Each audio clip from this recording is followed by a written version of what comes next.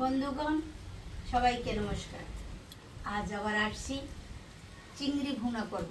চিংড়ি মাছ এখানে দুই পদের চিংড়ি আছে, ছোট চিংড়িও আছে, বড় চিংড়িও আছে। হ্যাঁ, দুইটা বড় চিংড়ি আর কিছু আছে আমাদের ছোট চিংড়ি, তাই মিক্সড করে একটা আমি চিংড়ি ভুনা করব।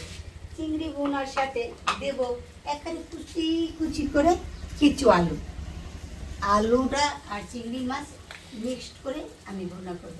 দেখেন আমি কিভাবে করি, আমি শুরু করি, আপনারা দেখেন। চিংড়ি মাছগুলি মেখে নেব, তাতে দেব হলুদের গুঁড়া, লবণ, সামান্য মরিচের গুঁড়া। এটা আমি ভালো করে মেখে নেব।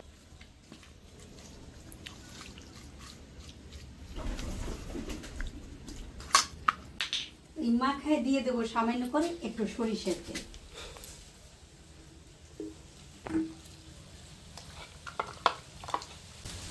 এখন আমি চুলায় আগুন ধরাবো।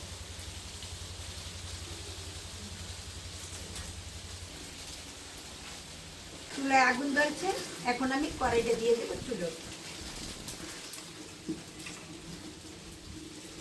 গরম হয়ে গেছে, এখন দিয়ে দেব চিংড়ি মাছ ভাজার জন্য সরিষার তেল।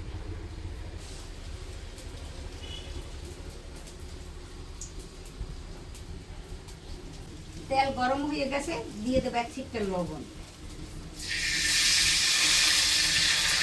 এখন দিয়ে দেব চিংড়ি মাছগুলি।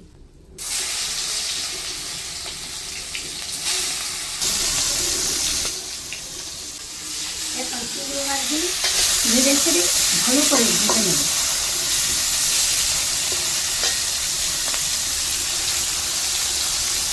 একটু নেড়ে ছেড়ে লাল লাল করে ভাজবো, তারপর ভুনা করবো তো একটু শক্ত শক্ত না হলে খাইতে স্বাদ লাগবে।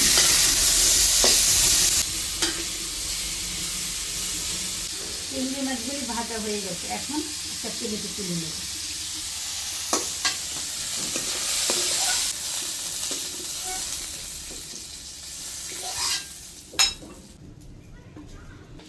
এখন এই চিংড়ি মাছ ভাজার তেলের ভিতর আমি আলু কুচিগুলি ভেজে নেব। আলুগুলি ভাজার জন্য দিয়ে দেবো সামান্য পরিমাণে হলুদ। ভুনা করতে গেলে আলুর রঙটা সাদা সাদা লাগবে, দেখতেও ভালো লাগবে না, খাইতেও ভালো লাগবে না। দেব সামান্য পরিমাণে লবণ।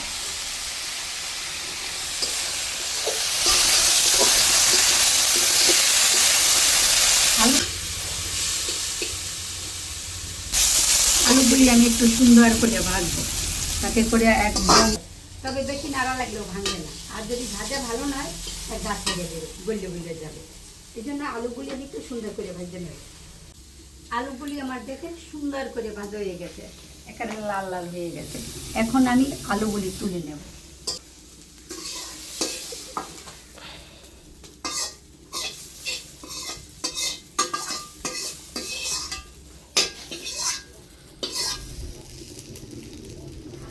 এখন চিংড়ি মাছ ভুনা করার জন্য, সব কিছু করার জন্য যে পরিমাণে তেলটা লাগবে, আমি সেই তেলটা এখন সরিষার তেলটা দিয়ে নেব। এখন আমি মশলা, এর ভিতরে আছে আমার পেঁয়াজ, রসুন, আদা এবং অল্প কিছু কাঁচা জিরা আর 2-4টে কাঁচামরিচ আমি একসাথে বাইটে দিছি। তার কারণ হয়েছে ওর ভিতরে আস্তা পাতা দিলে কোনো স্বাদেই লাগবে না, যার জন্য আমি এটা বাইটে দিচ্ছি।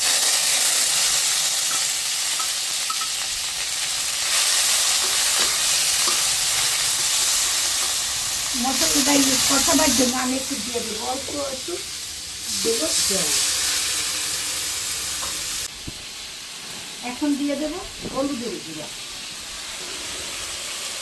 পরিমাণ মতো, দিয়ে দেবো অল্প মরিচের গুঁড়া, কারণ সবটা একটু বেশি কম বেশি, এই জন্য বেশি দেবো না। স্বাদ মতো লবণ। এখন আমি মশলাটা সুন্দর করে কষাবো। মশলাটা কষানো হয়ে গেছে, দেখুন সুন্দর করে মশলাটা কত সুন্দর কালার লাগে। মশলাটা কষানো হয়ে গেছে, এখন দিয়ে দেবো আমি আরেকটু জল।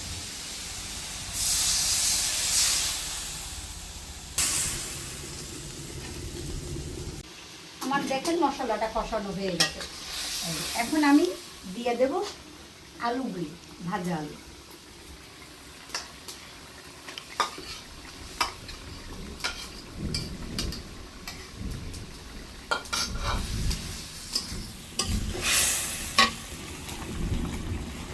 দেব চিংড়ি মাছগুলি।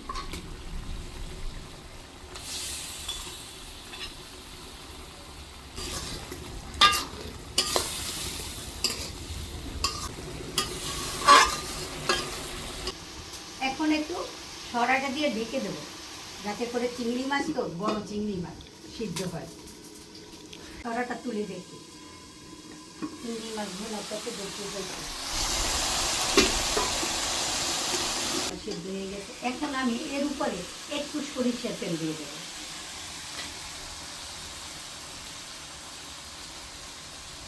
আচ্ছা, সরিষার তেল দেওয়া এর স্বাদটা একটু আলাদা।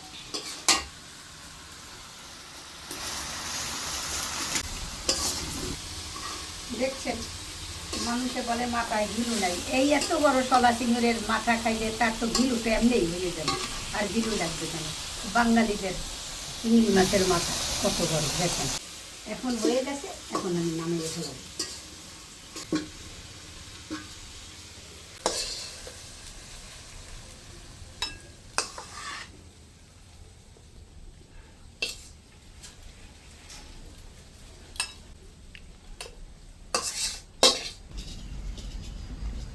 হয়ে গেছে আমার চিংড়ি মাছগুলো না আলু দিয়ে।